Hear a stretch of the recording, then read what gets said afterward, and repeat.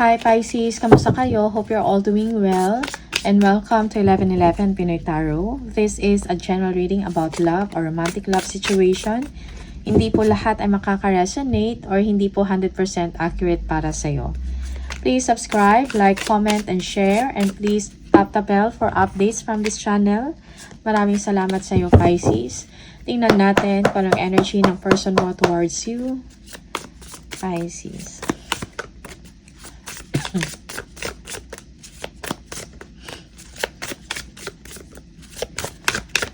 Okay. Your person may be a boss, Pisces, no? Or may mataas na katungkulan sa trabaho. He or she is a planner, a strategist, no? And parang naglo-look forward siya about the future, stability, and security. Okay? Stability and security, most especially sa kanyang posisyon, sa finances, okay? Yeah. Your person wants to know kung ano talaga yung gusto mo, okay? And gusto ibigay sa iyo to ng person mo. Okay? Yeah.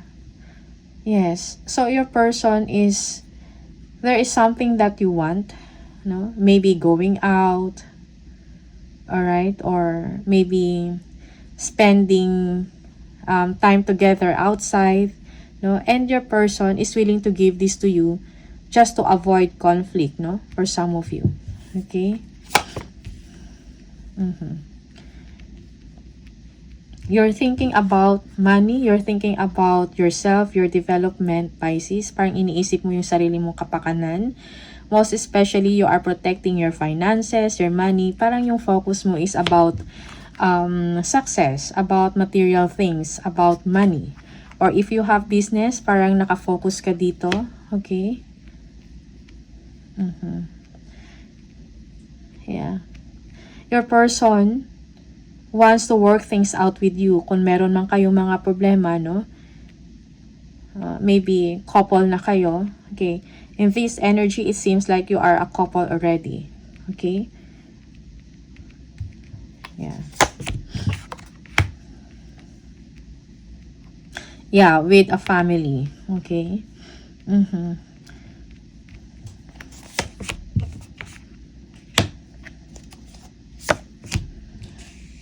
Okay. Merong energy dito that someone is not contented kung ano yung nangyayari sa isang sitwasyon or sa inyong family, okay, or sa inyong relationship. Pero yung person mo is willing magpaubaya kung ano yung gusto mong gawin just to avoid conflict with you, Pisces. But you, Pisces, parang nakafocus kayo about money, okay? And parang nalalagay, nako-compromise, no? Yung happiness ninyong dalawa together or together with your family for some of you, okay? So, may kailangang klaruhin, no, sa inyong sitwasyon. Okay? Your person is hoping na magkaroon ng clarity in the situation. Okay? Because someone here is disappointed.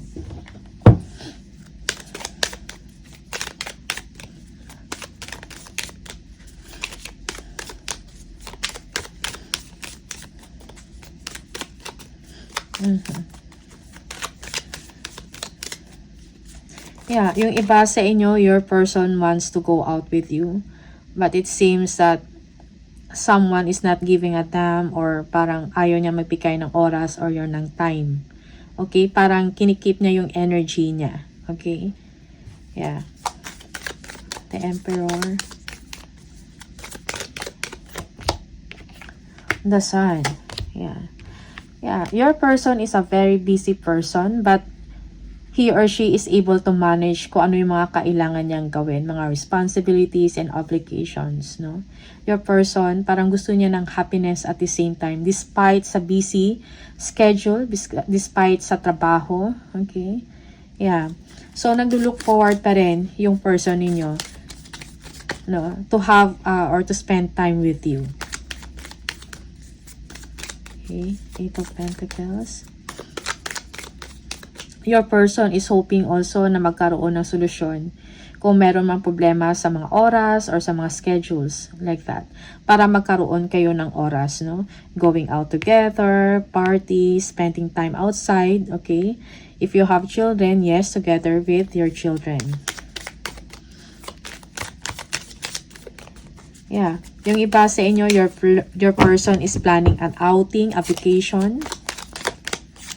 Eight of Pentacles, yeah. So, your person is doing research, no? Kung anong makapagpasaya sa inyo. Okay? Yeah, Page of Pentacles, yeah, going out, no? Maybe your person is inviting you to go out. No? Naghahanap ng mga paraan or solusyon, no? Para magkaroon kayo ng time together. Okay? Your person, parang gusto ng person mo magbigay ng happiness for you, no? At na para makapag quality time kayo.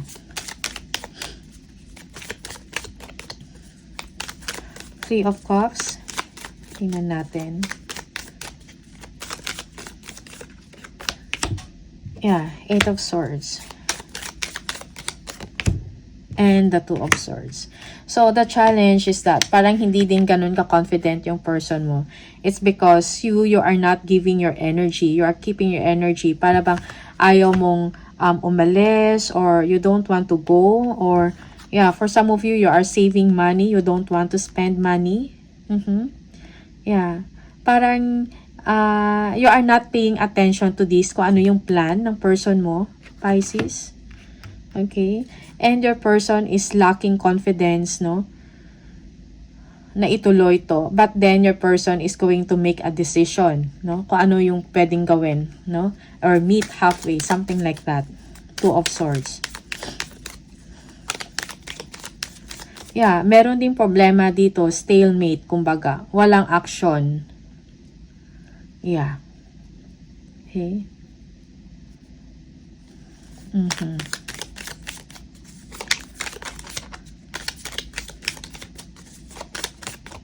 Eight of Cups. Tingnan natin. Yeah, the Page of Wands. Yeah. So, your person is just ignoring na lang, no? Okay. And look forward na lang sa mga susunod na mga araw. Okay. And para magkaroon to keep the peace within you sa inyong relationship or sa inyong samahan or sa inyong pamilya, something like that. Your person, parang pipiliin niya na lang na i-ignore na lang at wag na lang harapin kung ano man tong problema. It's because ayaw niya ng gulo, ayaw niya ng conflict. So, justice. Okay? So, your person is just doing the right thing, no? To avoid away or gulo. Something like that. Okay? Yeah. Tingnan natin.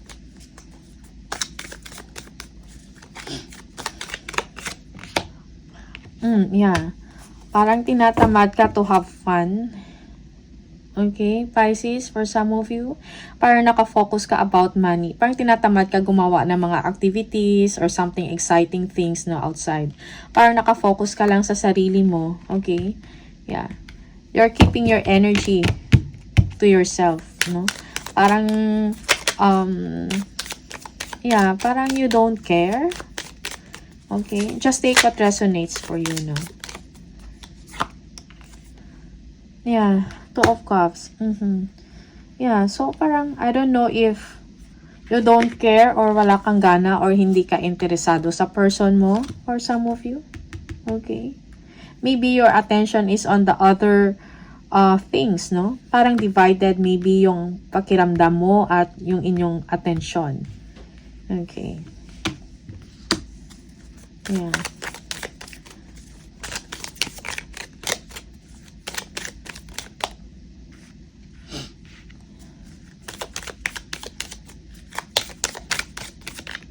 Okay. Yeah, the Six of Wands. The Judgment. And the Three of Pentacles. Yeah. So, walang cooperation. And parang isa to sa mga kailangan. Judgment. Isa to sa mga kailangan mong bigyan ng atensyon. Pay attention, Pisces, sa inyong sitwasyon, sa partner mo, or even kung meron kayong family. There must be something, no, na kailangan ninyong pag-usapan. What is wrong? Okay? Kung ano yung problem. Because your person is just being patient, no?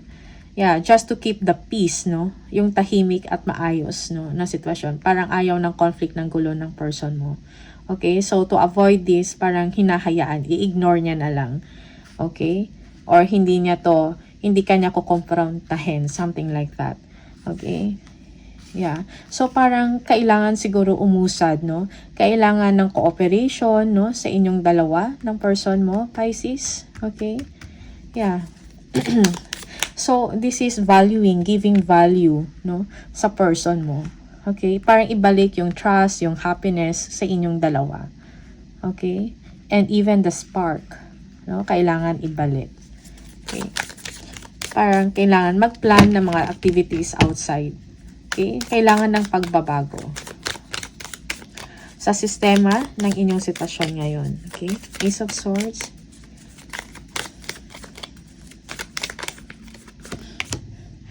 Yeah, Four of Pentacles. Okay? Yeah, you are aware. You are aware that yeah, you are aware na parang tinatamad ka. You are aware na you are not giving attention or not paying attention. Okay? Yeah. Okay? And naiisip mo kung ano din, nare-realize mo din, merong realization din sa part mo kung ano yung tunay na nangyayari sa dynamics ng inyong relasyon, no? Or ng inyong connection. Okay? You are well aware of that. And it's just that parang you are not interested, no?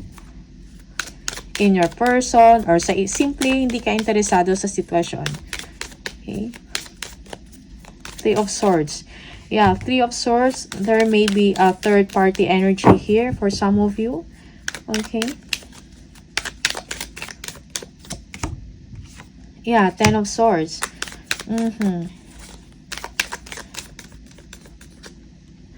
Yeah, Seven of Swords. Yeah. So, parang merong ano dito. Parang merong dishonesty in the situation. Okay. Something is bothered. Someone is bothered here, Pisces, because of some dishonesty. Okay? Yeah, lies. Okay? Or deception. Yeah. Parang it's like you have your own world here, Pisces, no? Parang here you are, there is something na parang meron kang pinagdadaanan that this person up here, ito yung person mo, parang hindi niya na-realize ito or wala siyang, or hindi siya aware of what is happening to you. Okay? Yeah. Yeah, you feel na parang merong challenge, no, sa part mo, parang may problema. You're always on your head because of the swords. Okay? Yeah. Yeah, there is something that you are feeling broken. Okay? Maybe there is someone here that also parang ikaw to, Pisces, no? Parang feeling mo parang ano tawag dito? You feel hurt, no? Parang left out in the cold ka. Merong dishonesty na nangyayari, deception, cheating, or lies. Okay? Yeah. Okay. Yeah. Yeah, you are aware of the situation, no? That you are not giving an energy or attention, time to your person here, no? It's like yung attention mo nasa ibang direction. Okay? Parang, yeah. Okay.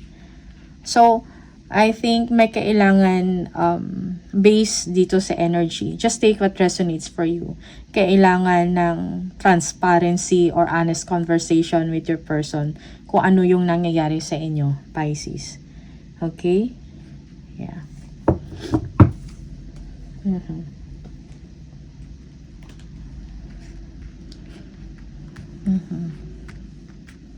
Yeah. kailangan ng cooperation, coordination, working together para sa inyong dalawa, sa inyong relationship, or para sa inyong family, okay?